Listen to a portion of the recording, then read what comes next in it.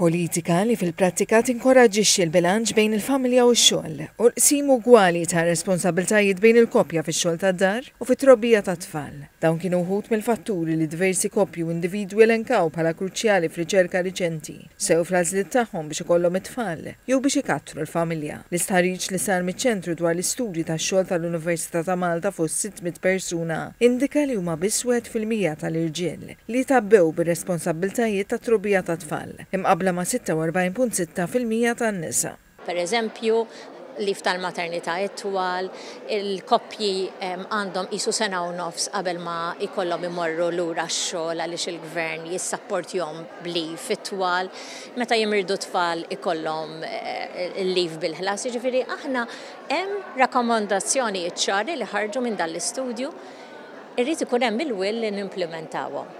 Oħrajn irreferew għal fatturi bħal titjib fir-relazzjonijiet intimi tagħhom, it-titjib fil-lif tal-maternità u l-paternità u t-titjib fis-servizzi taċ-child care. Fil-waqt li f'Malta l-att ta' nisa li għandhom bejn il-25 u l-54 sena li kienu qed jaħdmu fit-tieni kwart tal-2023 żdied għal 83% mhux l-istess jista' jingħata r-rata ta' twelid. X'inhu l-effett ta' dawn ix-xejriet fuq l-ekonomija? L-ekonomija Maltija żviluppat b'rata fenomenali dawn l-aħħar 20 ta' snin.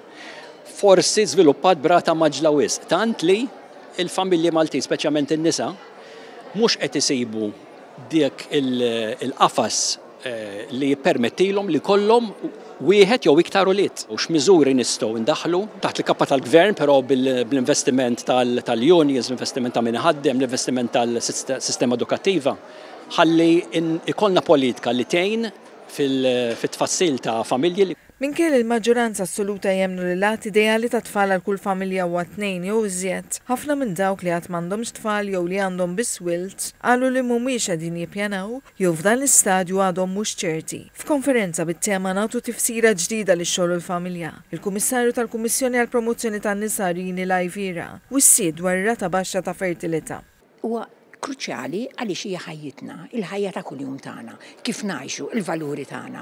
Ġifieri bil-fors li aħna rridu nieħdu dan is-suġġett bis-serjetà. Is-Segretarju Parlamentari għall-Ugwaljanza, Libertajiet Ċivili u Drittijiet tat-Tfal Rebecca Buttigieg qalet li l-fenomenu jrid ikun trattat mill-lat holistiku. Filwaqt li x-Shadow Minister Graziella Tajt Previ qalet li s-soċjetà trid taħdem id biex tindirizza fatturi diretti u indiretti relatati ma' dawn ix-xejriet.